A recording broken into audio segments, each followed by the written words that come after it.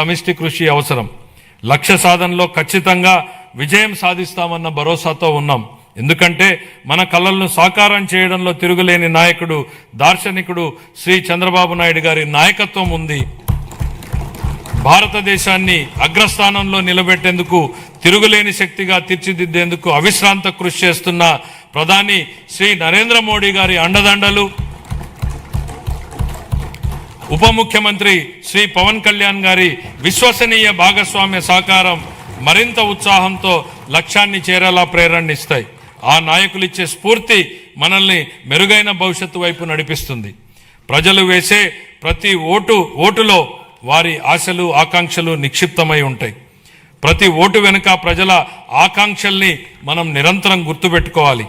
వాటిని సాకారం చేసేందుకు ప్రతిరోజు, ప్రతి క్షణం మనం కృషి చేయాలి. పరిపాలన అంటే అధికారం చెలాయించడం కాదు, ప్రజలకు సేవ చేయడం.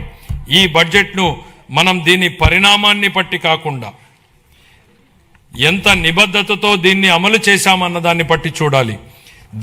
దీనిలో చేసిన ప్రకటనల్ని బట్టి కాకుండా అవి ప్రజల జీవితాలపై ఎలాంటి ప్రభావాన్ని చూపాయన్న దాన్ని బట్టి గుర్తుపెట్టుకోవాలి.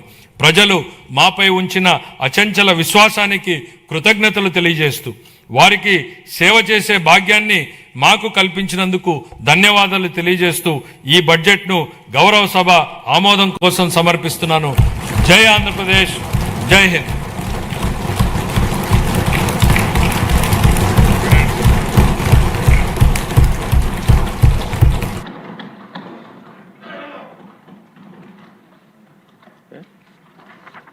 గౌరవనీయులు వ్యవసాయ శాఖ మంత్రి గారు వ్యవసాయ శాఖ బడ్జెట్ ప్రవేశపెడతారు.